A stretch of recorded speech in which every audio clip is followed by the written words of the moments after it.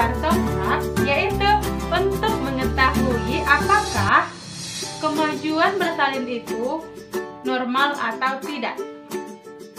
Dan dimulai dari fase aktif.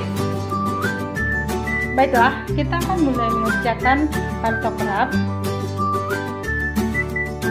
Partograf ini adalah alat yang digunakan oleh seorang bidan untuk mengetahui apakah kemajuan persalinan itu normal atau tidak. Di sini ada data pasien. Ini adalah data pertama datang pasien. Di sini ada nama ibu. Misalkan nama ibunya yaitu Purnama, yaitu Nyonya P. Dan di sini ada umur. Kita buat umur 23 tahun. Dan ini G, yaitu grapida, kehamilan. Kehamilan berapa? Misalkan kehamilan ketiga. Dan di sini ada P. P ini persalinan. Apakah dia sudah pernah bersalin?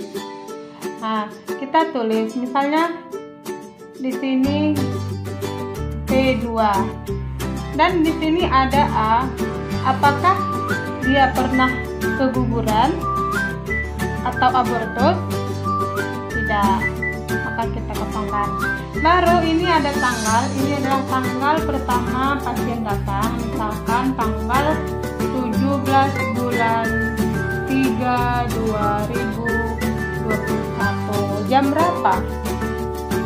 Misalkan dia datang jam 7 pagi. Dan di sini ada ketuban pecah.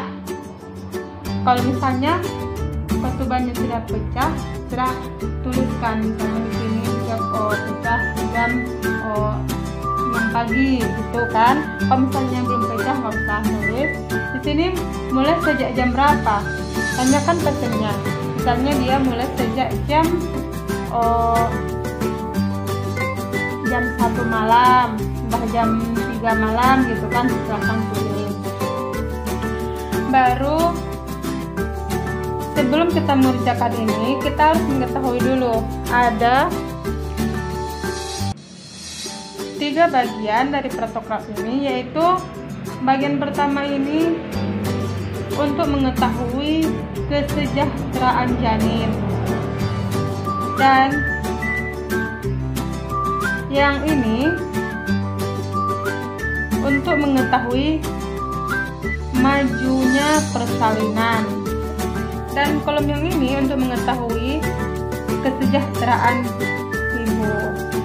Kita bisa mulai masuk ke partograf jika sudah fase aktif, yaitu dimulai dari pembukaan 4 cm.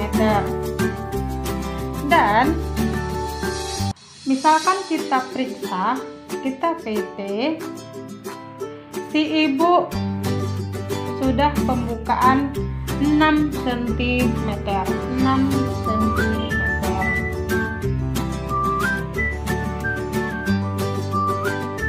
Tanda pembukaan yaitu X. Dan setelah kita buat pembukaan, kita maju ke sini.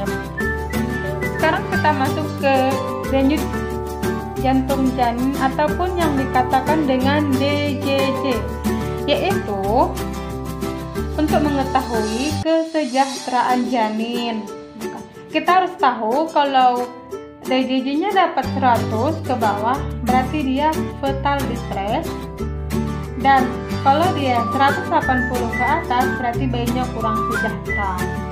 Jadi misalkan kita dapat DJJ-nya itu 143. Untuk memudahkan mengerjakan partograf, itu ini semua ini ini semua adalah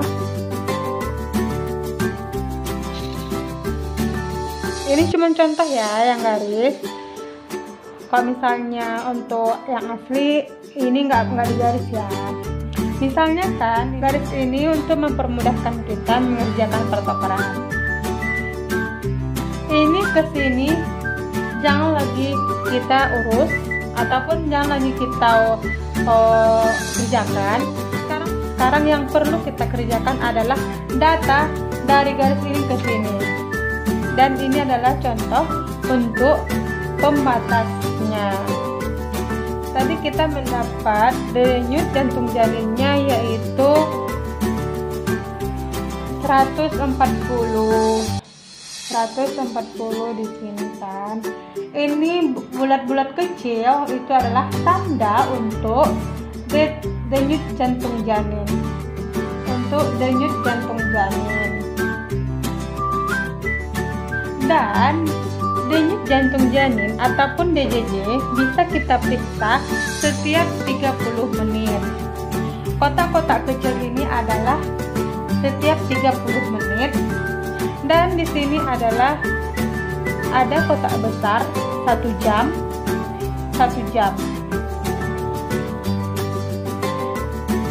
Jadi kalau misalkan kita dapat 140, 30 menit kemudian kita mendapatkan 145. Dan 30 menit kemudian kita mendapatkan 147. 30 menit kemudian misalkan kita mendapat 140 lagi. Dan ini kita hubungkan ataupun kita garis. Setelah kita mengerjakan DJJ, kita turun ke air ketuban. Di sini ada air ketuban. Kita periksa ibu, kita mempetenya. Jadi kita dapat air ketubannya belum pecah ataupun dia masih utuh. Jadi kita di sini ditulis dengan U. Kalau misalnya air ketubannya sudah pecah, kita menulisnya dengan J. Dan kita juga harus mengetahui lambang-lambang dari air ketuban. Kalau dia U, yaitu selaput ketubannya masih utuh. Dan kalau air ketubannya sudah pecah, kita melihat dari warna air ketubannya. Misalnya air ketubannya jernih, jadi selaput ketubannya kita lambangkan dengan J, jernih. Dan kalau misalnya kita melihat air ketubannya bercampur dengan mekonium, kita buat dengan M. Kalau misalnya kita melihat air ketubannya bercampur dengan darah, dan kita buat lambang D. Kalau misalnya tidak ada air ketuban ataupun kering, kita menulisnya dengan K. Oke, selesai dengan air ketuban, kita turun ke penyusupan kepala. Di sini ada beberapa simbol juga untuk penyusupan. Kalau misalnya